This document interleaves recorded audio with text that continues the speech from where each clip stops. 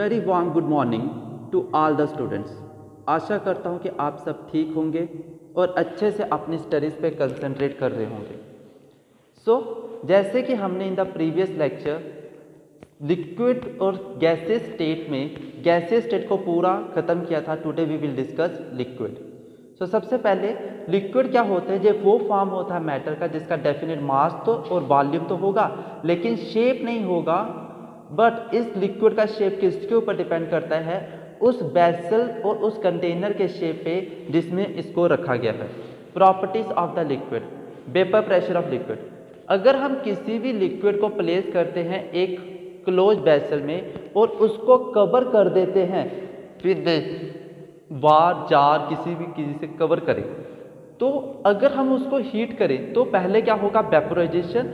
और जैसे जैसे वेपोराइजेशन प्रोग्रेस करेगी number of gas molecules in the vapour phase increase होते जाएंगे और जो गैस मॉलिक्यूल्स है वो मूव करेंगे in a random zigzag motion in limited space. During the random motion कुछ गैस मॉलिक्यूल्स स्ट्राइक करेंगे with the surface of the liquid और उसके साथ क्या हो जाएंगे? Condense. This process is known as condense. Since the both the processes आपका condensation और वेपोराइजेशन एक साथ होंगे तो एक ऐसा टेम्परेचर आएगा जहां पे इक्विलिब्रियम एस्टेब्लिश होगा। किसके बीच में? दो फेसेस के बीच में, एक वेपोराइजेशन दूसरा condensation. Definition of vapour pressure क्या होगा? The pressure exerted by the vapours in thermodynamic equilibrium with condensed phase at a given temperature. ये होता है आपका vapour pressure. Next is surface tension. Liquids जो होते हैं वो एक बहुत ही अच्छी प्रॉपर्टी शो करते हैं known as surface tension. It is also related to the intermolecular forces in the liquids. The molecules in the liquid are held closely and hence attract each other. A molecule in the bulk of the liquid is attracted equally on all the sides so that the net attractive pull on the molecule is zero. However, the molecule which lies at the surface, known as surface molecules, is subjected only to the attractive forces of the molecules below it. This is because there are no molecules above it.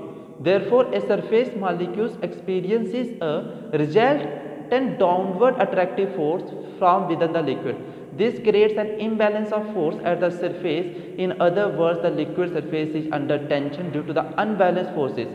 इसी factor को क्या बोलते हैं? Surface tension, जिसकी वजह से जो molecules of the surface है वो इनवर्ट पुल लेती है और tends to make the surface area of the liquid as small as possible. Surface tension में भी डिफाइंड एज जो फोर्स पर यूनिट लेंथ एक्ट होती है perpendicular to the tangential line on the surface.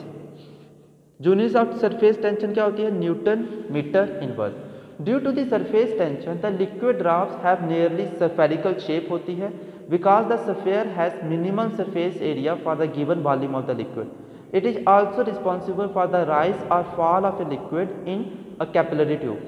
Surface tension decreases with rise in temperature. आपका surface tension decrease करता है जैसे जैसे टेम्परेचर राइज होता है। The decrease of surface tension with increase of temperature is because of the fact that the kinetic energy of the molecules increases. As a result the intermolecular forces decreases and therefore surface tension also decreases.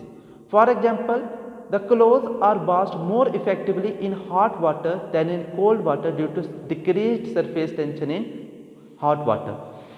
With this